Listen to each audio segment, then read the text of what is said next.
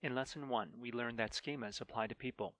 Without any conscious thought, the instant we see someone, we assign them to salient and chronically accessible social categories, such as age, gender, race, or profession. Once we tag someone as belonging to a particular group, our brain automatically activates a cloud of information that we've come to associate with that group.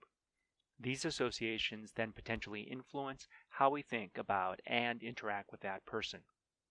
This cloud of associations includes what social psychologists call attitudes and stereotypes. An attitude is an association between a category and an evaluative valence, either positive or negative.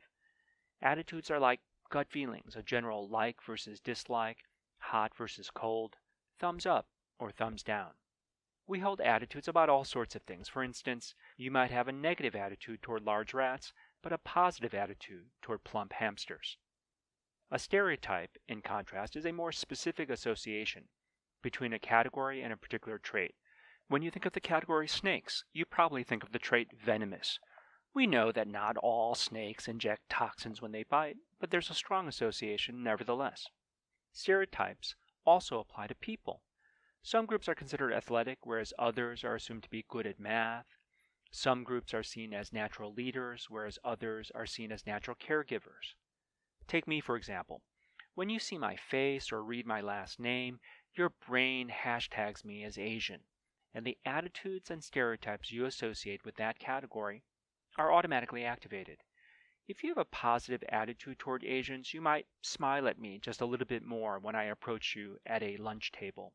If you think Asians are good at math, you might be a little more inclined to hire me as your accountant, but not your lawyer. If you think Asians aren't athletic, you probably won't choose me for your pickup game of basketball. We call attitudes and stereotypes biases because they represent information that diverges from some neutral point. Explicit biases are attitudes and stereotypes that you know you have because you can just ask yourself what your feelings and thoughts are and get an answer. By contrast, an implicit bias is an attitude or stereotype that you have no direct introspective access to. In other words, asking yourself for an honest answer doesn't tell you what you need to know. Where do these biases come from? Why do we associate certain attitudes and stereotypes with some groups but not others? Well, think about how you learned that snakes are venomous.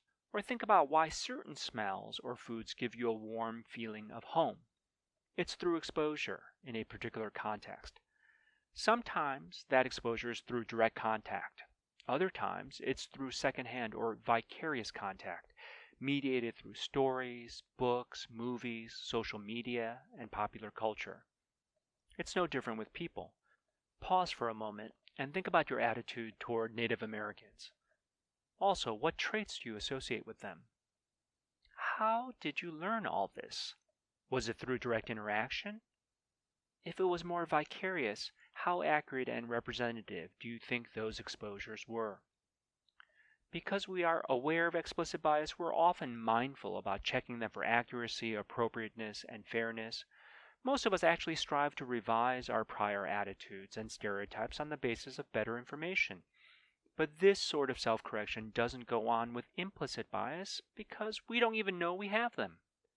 Unfortunately, there's increasing evidence that implicit biases, even though they operate invisibly, influence our actions and decisions in small but consequential ways.